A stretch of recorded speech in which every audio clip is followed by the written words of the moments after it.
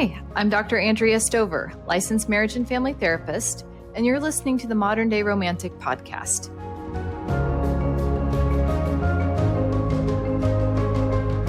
Hi, everyone, and welcome to today's episode. I'm very excited to introduce today's guest, Cathleen Miller, a master intuitive coach and energy therapy practitioner.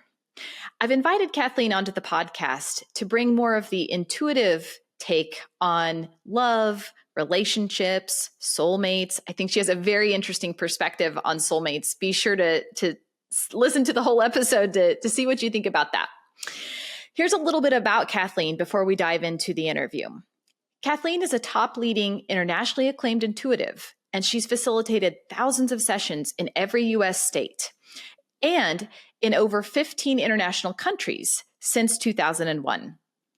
She guides clients into their own empowered energy intelligence. I think Cathleen's work is unique in that she really wants you to find the answers for yourself rather than sometimes when people go to a medium or a psychic and say, okay, well, just tell me about myself. Tell me all the answers. That's not the way she works. And I really respect and admire that. Cathleen's work is completely unique in her capacities to read and adjust electrical and magnetic fields, combined with her born medium ability to read people, businesses, and their dynamics, medical intuitive scans, timelines, property grids, and more. She also combines this with over 20 years of holistic wellness facilitator training, creating a tour de force for your A-team, whether that be business, health, love, and overall life success support. Some of Cathleen's clients include entrepreneurs, yoga and wellness practitioners, Fortune 500 top CEOs, billionaire investors, your local next door soccer moms, well-known celebrities, doctors, professional athletes, including a Super Bowl winning NFL player, professional coaches, special needs, students, pets, teachers, artists, coaches, soldiers, children, and many more. Basically, if you're a human, Cathleen can work with you and help you. So take a listen to our interview. I hope you enjoy it as much as I enjoyed interviewing her, and let us know what you think. All right. Well, welcome to the podcast, Cathleen. I'm so excited to have you here. So let's just kind of start off. I'd love to get your take. I mean, there's so much to talk about, but love, relationships, soulmates. Where should we begin? You choose. I know. Oh my goodness. I'm super excited. Thank you so much, Andrea, for having me today. And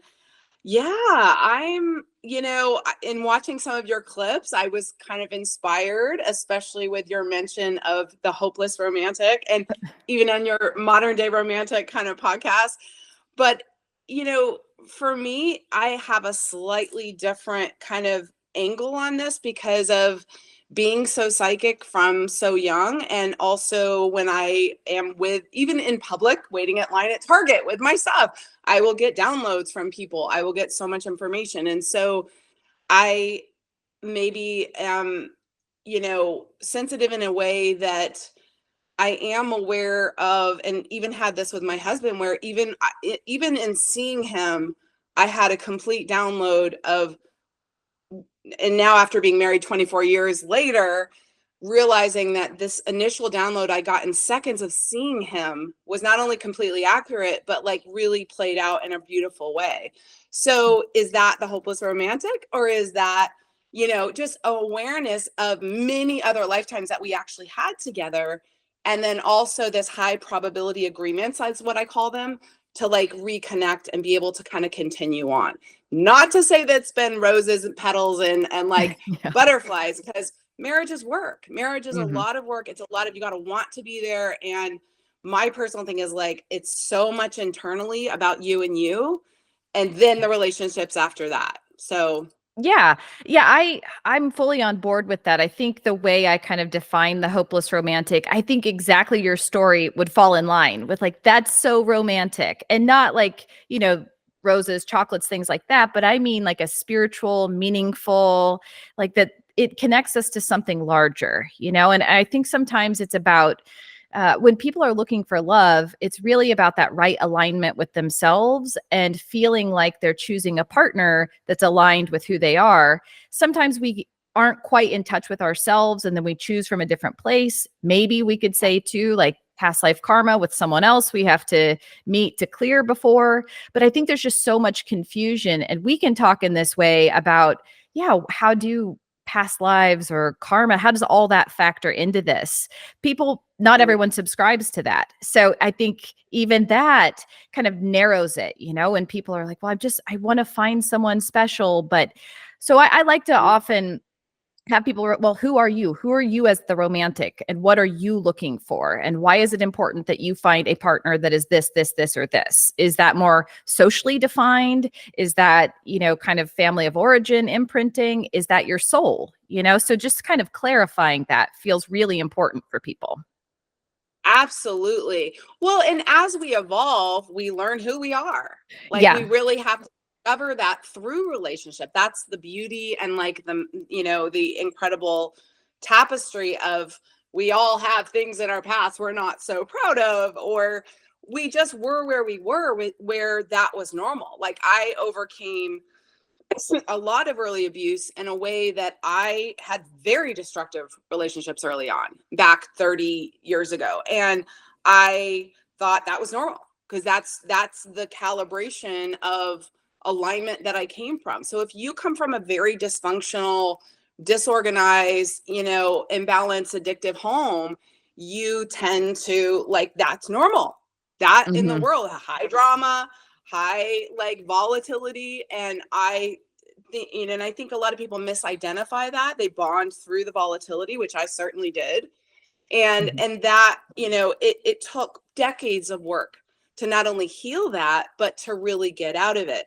So with that said, now you add the past lives. When you're in that alignment, you're going to bring in the nasties that are going to bring out the worst and are going to really challenge you in ways that kind of can bring out the worst in each other. And it's still an opportunity though. It's still an opportunity to like have another choice because you always have a choice.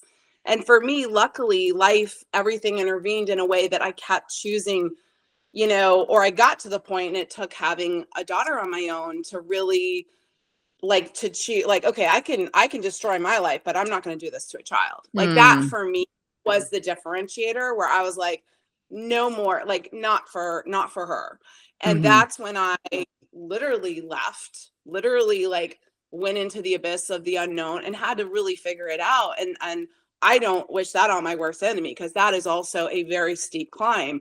But it's like that's what it took to get to me and also to get to like a healthy place to then be able to even discover what a healthy relationship is.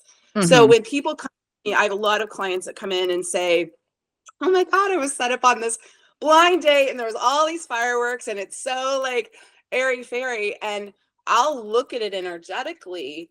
And sometimes, not every time, sometimes I do see a nice resonance of familiarity that's very comfortable right away or very like, wow, this is really good. Other times I see they're projecting from a past life that was positive, and this is not that person in this lifetime. Oh, And interesting. I will be like, please run for your life. Like, this Mm. is not like you do have a very favorable, positive life, maybe one or many lifetimes with this person. But in this life, this is a very different character. This is a very different thing. And when we clear the past life records for them, they go on the second date and they're like, I don't know what happened. It was like total flatline. Like he was being obnoxious. Like all of a sudden it like popped that bubble of the romance that was unfortunately a projection from other lifetimes. So that's a little bit more complex, but I see that I've seen that many, many times. And then once that's cleared, so this is part of where, and once we do clear a lot of like what we're here to do, we do start clearing our ancestry and our other lifetimes and other dimension energies too. And that's what I call like multidimensional healing. But this is something that, it's complex, but the more you work on yourself, like you'll navigate through it. It is possible to be empowered and to navigate through It just brings to mind so many times people will say, well, I don't get it because in the beginning it was this, and then as it goes on, it transforms or devolves or whatever the case may be. And as a marriage and family therapist, I mean, I've been trained in all sorts of ways to interpret that or theoretically, you know, Yeah. intervene or kind of here there, and I do all that, and it is effective. I particularly love family systems, so kind of going in and kind of seeing where did we come from and what was this early experience of love, between parents and even how they related to us. And Yeah. sibling relationships are fascinating to explore too. All of this identity, these, at least in this life, the formative years there. But I also think there's something around, the way society, and then so there's the times we live in society and this narrative around love and all the Disney fairy tales and how that factors in too. So I think we add this layer of, lives beyond, or again, that karmic exchange happening between people. It just gets so complicated, and it's probably different for each individual. But I think it's really important what you're saying, that hey, sometimes the beginning, it could be a response to a body memory or a past life connection, but that doesn't mean that's just going to kind of, oh, let's just carry forward in this way. And that could be why some of the symptoms and conflicts stir, Yeah. and the relationship devolves. Well, and even with my own husband, like we've had many lifetimes, good and bad. So we had a complex in both sides. So there was always this push pull, like, I love you, I don't trust you. I love you, what's going on? And so Right. it was very difficult and very confusing too. And in ways that, and again, this was 25 years ago. I was still in a lot of development of what I was doing for more, in depth with the past life kind of extraction, if you will. But what I found was, wow, these lifetimes that weren't so good, I'm actually still projecting like you owe me, or I'm never going to forget. Like I was withholding because of that. And then also confused by the positive ones too. So ultimately you want to clear out everything and be like, this is not this life, and really get into, because I don't think this is totally uncommon, especially with like spiritually evolved people or people that really, they know they've been around the block, they know this is not the first rodeo here. Like you are highly likely to have this with a lot of people, which is why it's so complex. To me, one of the biggest red flags of other lifetime stuff going on is, with any other person, I would never do this, or I would never allow this. But with this person, I don't know why, but I'm giving them way more slack, or I'm giving them way more. That is one of the biggest red flags, that like, this is probably not from this lifetime. And to be able to kind of go deeper and to release that. But the more, I really uncovered and let go and went into those, it actually not only cleared the slate, but it let us ultimately really redefine. I mean, to me, we've been master partners, because, and that's not a pretty fluffy, like, oh, yay, it's all tiptoes. That means you're like really out to grind into each other, like the coal into the diamond. Like it's not easy. It's not always fun, but when you do the work, it's like this beautiful truth and like a deeper knowing of yourself and appreciation for this person, that ultimately, again, as you're developing and loving yourself more, you like have this space that you're creating together. And ultimately that really is possible, because I do have some people that are like, no, I've got to get away. And I'm like, yeah, but there's a lot of good here too. Like it's not black and white one way. And I'm sure you've seen that a lot too. Right, right. I also think, I'm thinking as we're talking, I'll just use myself as an example, that from early in my life, I felt like someone was missing. Like I remembered, like I always wanted an older brother. I felt like, oh, someone's missing. And prior to that being like a romantic, the idea of a romantic partner, I know I had my first boyfriend in preschool. It's just like there was this, what I'm trying to say is there was this feeling. It wasn't like a codependency. It was just like this soulful, like, hey, where is my partner? Like, where is this? And so then I think this can be like a quality of being a romantic. It's like, no, where's the person that's supposed to be here, kind of thing. So I think what happens is then you meet someone where there's some type of charge, as I grew older, and it's like, oh, this must be it then. This must be like this ultimate, divine spiritual partner. And yes, they many of them taught me great lessons, but it never kind of panned out. And Yeah. up until it did. But I think what's interesting is using those whenever we introduce the other human into the equation, it gets really blurry. It gets really kind of confusing because we bring our own heart's longings, desires, pinings, yearnings forward.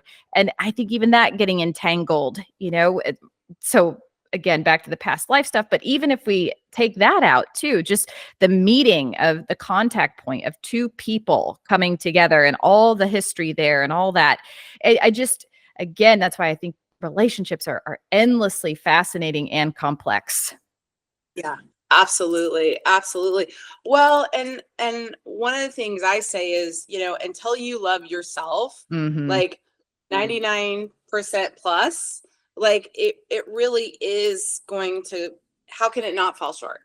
Because you're not Right. all the way there for you. And I know that's kind of trite out there and like love yourself first.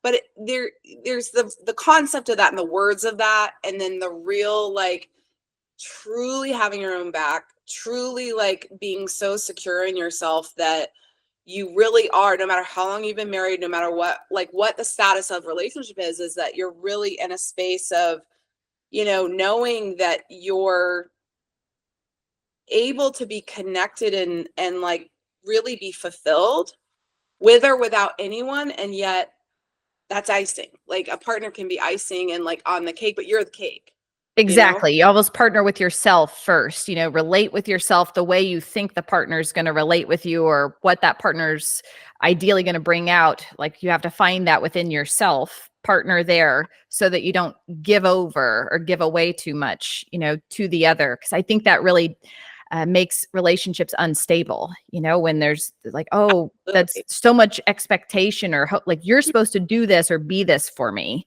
And I think they can really start to break down then over time. Well, another one I see with that is people out of divorce.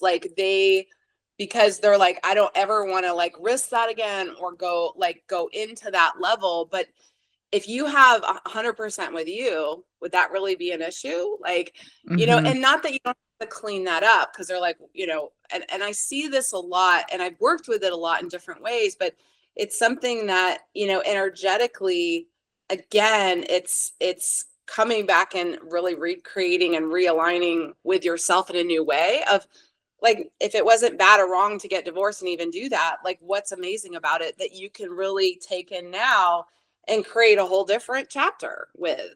And it's like, but that's required before that can show up. And of course, with calibration, if you're not calibrating higher, you are going to get another same person or same scenario, different name.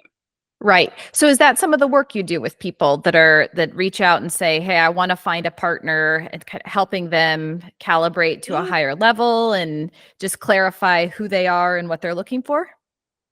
Absolutely. Well, and I do get a lot of people that are wanting to, they are asking about soulmate. They are asking about, hey, I want like a more spiritually aligned partner. Many have been either divorced or in, complex situations that weren't really healthy. And so part of the work is energetically clearing that from their body Mm. because that can lock in your body. And I do, some somatic mapping and clearing with that, but also then really getting into clear, like I can't tell you what you want in a relationship but I can help you get to a clear space for you to then have like a quiet, the quiet space not many people have to be able to be like, oh my gosh, I really want this. Like some of the biggest questions are, what do you really want? It's deer in the headlights. And like I think, and that's for all of us on different areas, and yet the universe is really like waiting, like, hey, this really is possible. And I've seen clients, especially a little bit older clients who are married for a long time or maybe lost their partner, like they also, there's a bit more to kind of unwind. There's a bit more habits, there's a bit more like that's sort of structured there, if you will, that needs to be kind of like loosened up. But I have seen people get to like using new scenarios and really, and the universe is so amazing how it can kind of, to me, it's always conspiring in our favor. But when you can just relax with it, because I think a lot of people are trying to figure it out instead of just let me relax and be clear about what I desire and let the universe sort of, gently kind of get me into the right space. So Yeah, it reminds me of kind of the yin versus the yang. And at least in America, we're set up to be so action focused and like go out there and do. And even people reaching out for intuitive readings or sessions, sometimes it's like, well, tell me about my soul, tell me who it is, yeah. tell me about me. And then what I've seen a lot is like attaching to what the intuitive said rather than listening to themselves. So you're saying, hey, underneath all of this, you're already connected. You're already connected to the universe. You're already connected to yourself. And part of the work is the opposite of what American society might say, is getting into that relaxed, yin-like receptive state and listen and connect or ask the question, and then be open to hearing and receiving or seeing or feeling, however that may come through. Yes, absolutely. Well, and a lot of psychics are they say, "Oh, here, just tell me. Just give me it. Give me what it is. Give me what it is." And one, you are dependent, but you're also like you're letting that be the power. And I want to empower the clients of, okay, even when I see, because I never tell people everything I see. Like I will see a whole lot, but then I let them say what they want to change or what they want to do, but also even when I do see it, I'm like, okay, what are you aware of?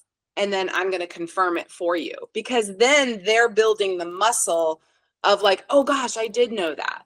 And I think a lot of, to me, I don't want anybody dependent on me, but also like ultimately the goal and the target is for you to be really clear with everything. We're living in a world that's like, are you kidding me?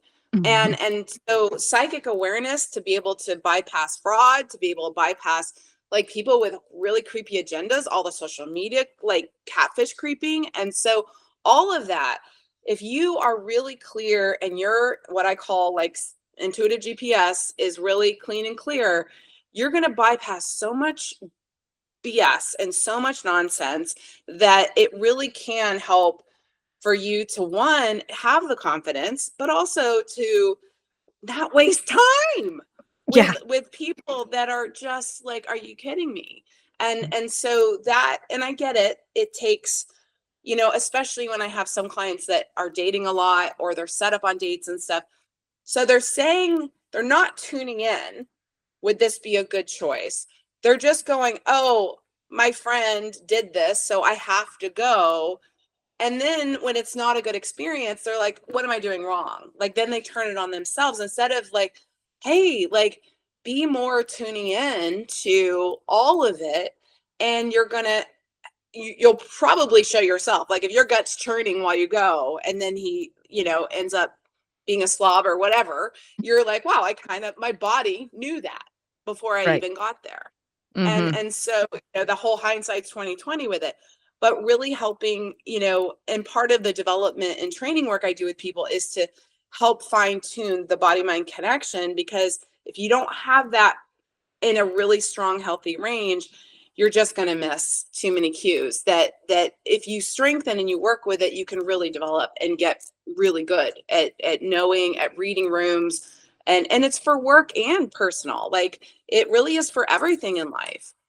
Yeah, that's incredible. That's the work you do. That's incredible. I mean, it again, that it's about that power, empowering people to be centered and live their own lives accordingly. I was thinking a couple things when you were talking. One is, I think in today's dating culture, a lot of people go out on dates. Well, I don't even know if it's called dates. I don't know, but like they see multiple people at the same time. And I was just thinking, kind of energetically, how that gets probably really confusing. Like, let me just get out there and see what's out there. And again, this is my projection onto romantics, but I think they're looking for a particular other. They're looking for that deep bond, the one-on-one bond, the soulmate type relationship. So I think when romantics enter the dating scene and they're one of many, or it's like, oh, is this what you're supposed to do? Kind of your example you said earlier, oh, I guess I should go since my friend said, or that type of a thing. It also made me think about, so that piece, but also I wonder how many people are in relationships that aren't going to go anywhere. They kind of get stuck or trapped or lost, like in their life, in a relationship that is just not really aligned. Mm, Because if you don't have that connection with yourself, again, you can have symptoms of all sorts. I'm sure your body, your emotions, yeah. other things in your life are going to start really clamoring to try to get your attention. But how scary is it if you then progress in a relationship that's not really aligned, and then 15 years in, or whatever the case may be for someone. It's just that there's a lot of work to do there, and I think that sometimes people just collapse and just say, eh. Definitely. Well, and what really kind of pings when you say that is that still comes back to the you and you, Mhm. because sorry. I do have some clients where they're saying they want a relationship and it's completely incongruent with where their body is. So even when people say that, it can be, you can even say you want a relationship from programming. We're very programmed. You Mhm. should have 2 kids, a white picket fence, and this and that. Like, we have a lot of programs about what it should look like, when it should be. Like, oh, it's too late. Now you're in your 30s, like you've missed it. And so that, or you have parental drivers. I want grandkids. I want, like, you should be married by now. And I have several clients with that scenario happening too, that or even in different countries where the cultures are even more steeped in, like, that's what you do. And so between the pressure, but also what I also am observing the client is really like creating and what they're doing in their life. Many times I'm like, okay, honestly, do you really desire a relationship right now? And then they're like, oh, well, yeah. Well, I'm like, no, no, no, no. Let's get in your body, honestly. And all of a sudden they're like, oh, wait, I really want the career. But there's this it's a conflictual universe. My family's like waiting. My sister already has a baby, like all these things. And then they're really kind of, like you said, collapsing in, instead of like, wow, what I really want. I do want a relationship eventually, but I want to build my career to a certain degree, Mm. or I'm having fun. I have many clients that they are doing very well in their careers. They're traveling, and then they say they want a relationship, but they keep meeting people that are just not like really available. And I'm like, this is such an interesting pattern. Like, Hmm. what are you really either not being honest about, or what are you really like not clear about? Because to me, it's like one of those two are really important, and it's not wrong. And even like with the divorce, like I see people like bludgeon themselves about that, instead of being like, what if divorce is not, like, none of it's wrong? It's just you're discovering who you are along the way. And yes, it has consequence. It's not fun or can be toxic. But what if it's like really all okay? No matter what, you always have choice, and it always can get better no matter where you are in it. Yeah, I think we are in a place, an unprecedented place in society where we really do have freedom to author our relationships to work for us. They don't have to fit these socially, restrictive or confined, conventional ways of, okay, like you said, like, okay, married, 2 kids, white picket, that type of a thing. Like, you can design a relationship to fit who you are, what your aim is for your life, and find a partner that's congruent or aligned in that. I think the tug that society puts on us, it's kind of when they say, like, they say, well, who's the they? We don't really know, but it's that feeling of a force or an authority larger than myself pressuring. And of course I do think for women there's the biological clock can tick, and that can maybe get in there too and drive certain decisions and choices and whatnot. But But I really think, and I'm curious what you think about, structuring or designing relationships that fit the two people and how that looks, compared to trying to fit yourself into a box that maybe would never fit for you or your personality type. Absolutely. Well, and one thing that I do a lot is the way I even see people is, it's kind of hard to explain, but I see if somebody gives me a name or a person, I see color, I see graphs, I see like how healthy they are, where they are, and it's where their energy is now. Because we go up, we go down, life gets better, we fall apart. So it's not to say this is what it all the end all be all, but when I look at a client that I'm working with regularly, and then they say, okay, I have two guys I'm dating, I can like put them side by side. Like, here's what it will create with this person. Like the core personality, like this dating this person is going to really help you ground, really help you like work on stability more and like creating that, because this is huge for this person. And then you might have another person that's like a total dreamer, a total like, they're very sixth chakra, they're very, and you also have not only the chakra personality, but you have, is it in a healthy range or is it in a deficient range? Mm-hmm. Because if you are a break-even personality where you're getting through, you can't, it's okay, but you're not really creating greater, and you partner with somebody that's that same energy, now you kind of go into survival like together. And it's like a slower, like little snails playing. Nothing's wrong with that. Some people love it. Great. But you also can't complain about it because that's where you're resonating too. And Yep. and so to me, the best case scenario is to like be in a healthy range to the best of your ability, calibrate to find somebody there, and then work to like expand that and go further. Like, what can you create? Because we can all be going into higher levels of joy and creation and all aspects of our life. But when I see somebody that's above range and they're dating somebody that's just below average or maybe a bit below average, they are going to give more energy. It will cost them. It tends to cost sometimes literally financially, but it also certainly energetically. But it's also like all of the bandwidth to create your life goes there. And so it's like the tire that's just constantly like dragging. And so I see those relationships, and again, having to be like gentle to communicate that, but also not making that person wrong, because people have a million reasons why they're in this day and age, are you kidding me? But it's also to be like, hey, is this really working for you, and is this person willing to do the work? Because I've seen sometimes where that person wakes up and they're like, hey, I want to be better and I want to feel better. Or somebody starts working with me and they really go up and their partner's like, wait a minute. So they really get on board and they're like, let's do this together. I want to work too. Or sometimes both of the partners will work with me. And that can like not that it's me, they're doing the work, but that you can raise yourself to a different scenario as well. So, and we can all let ourselves go or get complacent or like let things fall away too. So it's not that you get it right and it's, I mean, of everything, relationships, like how many people are like, okay, we're married, we went to Costco, we're done. Well, you just stop creating the relationship the second you've done that. So and I don't think people really keep doing targets of like, where are we going next? What are we creating next?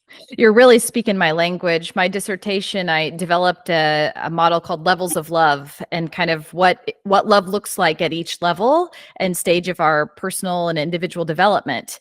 And what you're saying, I think about all the time and see as well, where it's like maybe someone has a trauma that keeps pulling them down, and level one is, are we safe?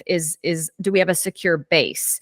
And if there Sure. is something that's gone unaddressed, or it's like the relationship's always in survival, or it just never can progress. And I do think we can shift, through time, or just a certain day puts us in a certain state. And it is everything if you have a partner that's willing to grow with you. But I also think back to society, it lets us down because we don't know what that next level looks like. Where are the models for what that looks like? for two individuals, two whole people to be in relationship with one another and, to be of service in the world. And so I've seen a lot of, I've been thinking about this a lot too, where a lot of couples are in business or partnership in ways beyond their romantic relationship with one another. It's almost as if the relationship serves as the vehicle or Mm. catalyst to do something bigger. And Mhm. I'm not saying that's true for everyone as they're kind of leveling up their relationship, but it makes a lot of sense to me how that could occur. Absolutely. Well, my husband and I are both like born entrepreneurs. We both have, multiple businesses, and so, we are very, I call us tag team. Like, you kind of like, okay, we get it that we have, when we're working, but then work hard, play hard. Like, let's go. And so, and I think that's also, if you really need, you require that for what you're creating in the world, that's kind of part of a really compatible partner too. Hmm. Like, not to be like, oh, you're not home, or there's that, like, it really is like, no, I'm totally secure in myself. I travel to do group work, this, that, and so does he. Like, he's got to be on the road too. So it's, and it's having that, such a stable, like, great harmonic in the home and in the space, that you're able to kind of come in and out. You're able to be at your worst and not happy, or just, who knows where it's going next with just what the world's doing. Like, I Hmm. think even the healthiest people are like, what the, like, what is going on? It's not the easiest. And that, and I also, because of being aware of collective waves of fear, of scarcity, of like, oh my God, it's all, going to, where. So when we're all picking that up, like, we are all receivers of that. So you've got to really be clear in a louder voice within yourself of like, okay, that's not my reality. My reality is abundance. My reality is like ease with everyone and everything, even though I'm right next to some like sirens and like loud, chaotic, crazy people. Because that, if you can be balanced with that, now you are contributing to a greater harmonic for everybody, because you're stabilizing. And I think we're all stabilizing more than we realize. That is really kind of keeping, just keeping a stronger kind of baseline for the collective as well. That's part of our soul assignments that we're here for, even. Hmm. Hmm. One question I want to ask you is just kind of with your gifts and the way you are, what have you, or how is that translated in your relationship then? Picking up on things about your husband, or like how do you manage that? How does that show up in the relationship? Well, it's funny because we had that like super lightning fast, like me, and yeah. And then shortly after, we were like living together, and we were married 6 weeks after we even met. But he was just like, oh wait, you really do this. Like, he was like, wow. It's been a learning curve, because since I was a child, like, I would wake up and there would be all kinds of beings in the room. I had star beings. I saw entities I didn't know what to do with. I was also grew up in a very strict Catholic household where it was like, that's not happening. So it was just confusing. And I was extremely sensitive, because I was aware of a lot of people that weren't well in their bodies, or like, I was able to kind of see into bodies, and be aware of, more than I cared to, honestly. And so luckily, being so sensitive and toxic, I just got great help, like, young. I found great authors, great work that was out there. I began to even detox and do yoga when I was like a teenager. So, what's trendy and like everybody's doing now, like I was doing this like 40 years ago. And so it's, for me, it was to survive and like not die. Like, it was to just do well. But as I kind of kept developing and growing, that's part of where I did this work. It was to figure out how to not lose my mind, or like to survive and stay grounded and balanced with how like intense my capacities were. And the more I began to train and do development work in it, not only did I stabilize, but I began to realize, oh my gosh, there's a lot of others that are like me, that are very sensitive, that really need this support. And realizing how traumatizing it was to be in school, to do that. So I homeschooled my kids. I like I did a lot of things very different because of just that psychic sensitivity. And then it just it really kind of naturally segued where I was just talking and helping people without realizing it, and sort of reading people without realizing it. And then a couple people were like, this is really valuable, Kathleen. Like, you need to charge for this. You need to be doing this. You need to be teaching this. And so it just kept turning into like, I began to write. I began to, do women's groups and start doing retreats. And so it just kept evolving into more aspects of it. And naturally, just helping to just create a different possibility, instead of like, you just either have to not go anywhere or just sort of internalize it, because that can be very toxic too. Right. And I think a lot of sensitives are so afraid of getting into a relationship for this reason. They haven't maybe developed the capacity to manage the gifts and again those sensitivities. So it Yeah. sounds like you mastered that through the years, and it's and then also made informed choices to set up your life and your lifestyle to also support you in that, which we don't always Yeah. have the luxury of that as a child. Absolutely. Well, and my husband, bless his heart, he's such a kind soul. Like, we're both very very sensitive. We're equally sensitive in different ways. We also have a lot of tumultuous past that makes you sensitive too. You are Mhm. more compassionate for others. You are more aware of, what's off. And so he's quite intuitive himself. And so we share this space of, I know when he's like off and doing that. So we give each other a lot of space, but there's just a lot of like grace with all of it, to just be like, okay, because I go into spaces of just psychic awareness that's very difficult. What's happening in the globally, it's just not easy. I'm not going to say, oh my gosh, I've got it so easy and figure it out. It's still like, we are in a world that's still evolving, and we are in a time on so many levels of what's happening with just our country alone, let alone like global things that are happening. And so it is sort of a constant, like, what else can I be aware of to like manage and stay grounded and be balanced with this, while also serving, like you said, and really helping others along the way. And we've just, we've been blessed with that shared sensitivity to just give each other space in that. And also, we laugh at the same things. We're goofballs too. Like, it's just, I'm very blessed with somebody that gets me. And there's just where you can really just be yourself, and then Yep. have that space. That's truly like a really special partner. It is. It is because there's no energy put to like putting on something, a different part of yourself. It's that yin state again. You can both receive one another. It can kind of easily flow back and forth. So would you say you two are soulmates then? I really cringe at the word soulmates, because I'm sorry, I'm not the like airy fairy Mhm. psychobabble, like, oh my God, that's soulmate. To me, everybody's your soulmate, guys. Mm. Everybody's your soulmate. The people you don't like are your soulmates. The people that are like suing you in business are your soulmates.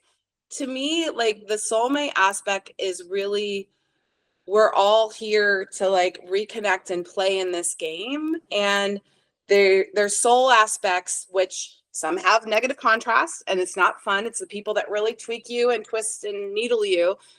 That's still a soulmate relationship. Mhm. So to me, I'm a little more of like, it's all soulmates, but I get the, like, this one person out of billions of people is the one person. I think that can be so limiting. And that can also be extraordinary unnecessary pressure of like, you've got to get this right, because, oh my God, is this the right one? Is this, and I've had a lot of people like, can you confirm that this is my end all be all soulmate? I'm like, please. Like, there's, what if there's countless people that would be incredible to evolve with and really have space with, and you have choice. If my husband said tomorrow, look, I want to go and play elsewhere and want to like not be together, sure, that would be upsetting, but would I like lose everything to that? No, I would be like, wow, that would be definitely hard, but it's like part of that like unconditional love is the freedom to be whatever you really are and hopefully keep flying together. And yet that's control if you Hmm. have to.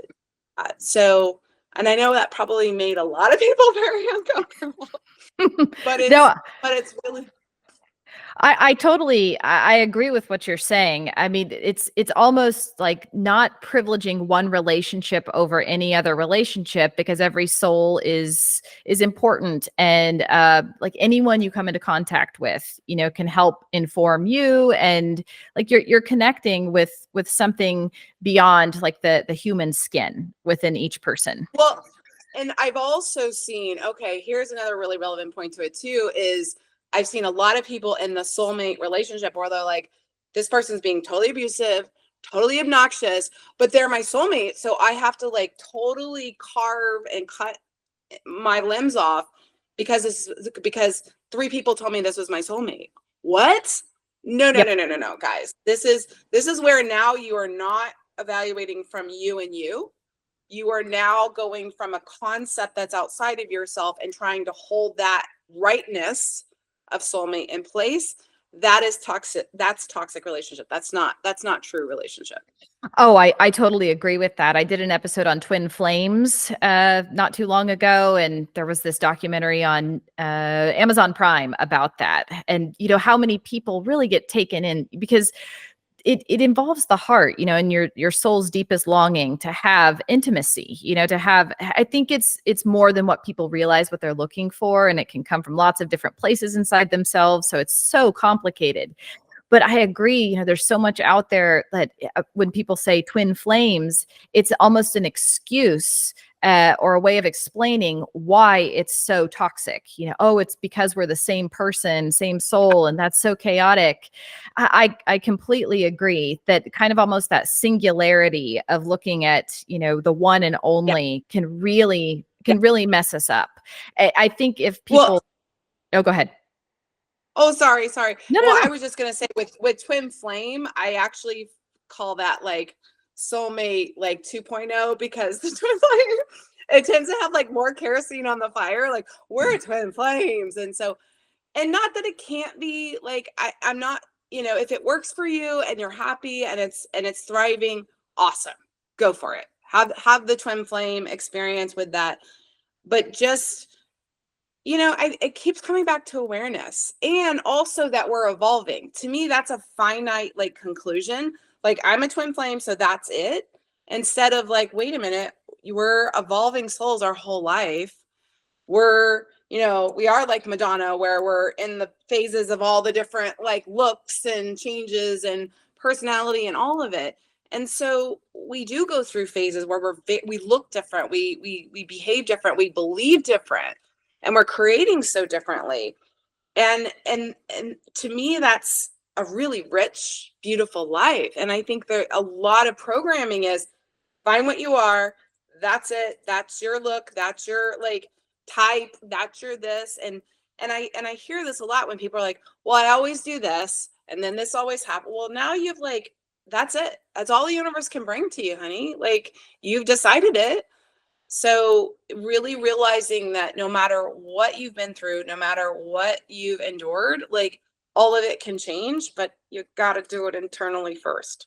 Right. There's so many layers to it too, like the need for certainty and how that alleviates anxiety for like a false or perceived sense anyways, that we can know the answer, the only answer for the rest of time. This is it. And so I can see that on the one hand. And on the other, I can hear people saying, well, I wouldn't want to be with anyone else. Like this is who I want to be with. And I've chosen this as my partner. And like, I think there's a healthy way, in other words. I think these words are just catch all. And I think they've done a lot of harm and damage to a lot of people, like being on that quest. And what I really think is that we don't acknowledge the transpersonal part in us that wants to lose ourselves, that wants to be a part of something, larger, to transcend human limitation. And what's happened, I think, is that romantic love is holding that. It's really of divine proportions. Like, this is the way to transcendence, is through love and partnership. Because let's face it, like, organized religion is declining or on the decrease, every single, like, that's not where people are turning. They're not finding meaning there.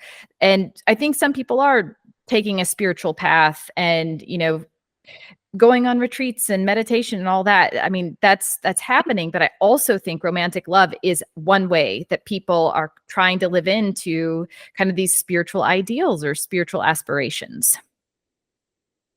I really love Esther Hicks and all the Abraham Hicks work. But when she said she thinks of Jerry as her insignificant other, that was like one of my favorite things ever. And then I started using it. I was like, I'm taking that. I love that. So I always say, like, he's my insignificant other. Like, and I adore him. Like, if he needed something, like, of course we would do anything for each other. We have each other's back.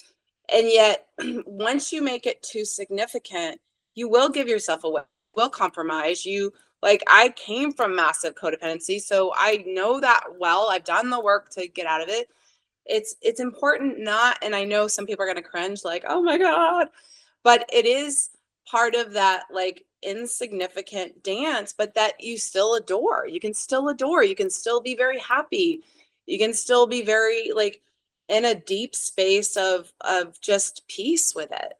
And I know, I've been married for a long, long time, where it's down the line in development, but it's something that is, again, the less you define it, I think the more space it can really have. Like, the less significance, like, to me, that was just brilliant of just, letting each other just, we're choosing to be here. And I love Kurt Russell and Goldie Hawn, like, never getting married, like, they are choosing to be together. Yep. That is so brilliant and beautiful, and really a stellar example of, like, look, I don't need to do this reality and relationship, and I love you. Let's play. It's until funny. It's not fun. Yep. You bring them up. I saw some quote that she had made, I think, on a podcast or something earlier this week, where I think someone asked her, would you still be together had you gotten married? And I think she said, no, probably not. Because just by not being married, that she could have the choice then. And it wasn't like being locked in a cage or, I have to be here. She got to choose that. So yeah, I definitely agree and see what you're saying there. Definitely. Well, thank you so much for joining me today. This has been an awesome conversation. Why don't you tell us how people can get a hold of you, reach you, set up sessions with you? What's the best way to do that? Awesome. Yes. Thank you. You too, Andrea. This was fun to volley this back and forth. It was juicy. So if you would like to work with me, I have clients around the world. I am able to do everything virtually. My website is intuitivelifestylesuccess.com, and all the information is there that explains different possibilities, different ways to work together. And so if this is resonating and you're like, oh no, I've got some clearing, or I think there's some past life tricky stuff, like, that it might be useful to connect and consider a session. So yeah, well, and just even reading, your bio, you're so accomplished. You've done so much in your life and worked with so many different types of people. I think it's incredible. So I would encourage anyone listening to definitely reach out if this resonates with them. Oh my goodness. Thank you so much, Andrea. Well, you too. I love that you, like, have taken, like, one chunk of romance, and brave soul you are. Romance. That is very courageous. I was like, whoo, I'm not sure I would go, like, deep vein with that one. But you love it. You do love it. And and to be able to just really go into, like, a deep niche with that work, I think it's just beautiful. So just a pleasure to kind of banter and play with you. And thank you so much. Thank you. Thank you. Thanks again to Kathleen for stopping by and talking with me today. I hope you enjoyed that interview as much as I did. There's just so much depth to what Kathleen was talking about. And I really, again, want to encourage anyone listening that may be just confused, not knowing the next step, like what am I even looking for? Or why is this relationship not quite working out? If you've tried other approaches, been in therapy, even some coaching, and just can't quite get clear, I think Kathleen's work is an incredible gift to be able to offer yourself, to be able to provide you insight, clarity, and provide that clearing she was talking about so that you can really tap in and connect with yourself. Sometimes we think we're living our lives according to the way we would like to, or really what we were talking about is we can get lost, right? Like that it's not really us. It's not really, it's more kind of social imprinting or family pressures. So I think wherever you're at in your journey in love and relationships, Kathleen is an invaluable asset. So thanks so much for listening, and I'll see you next episode.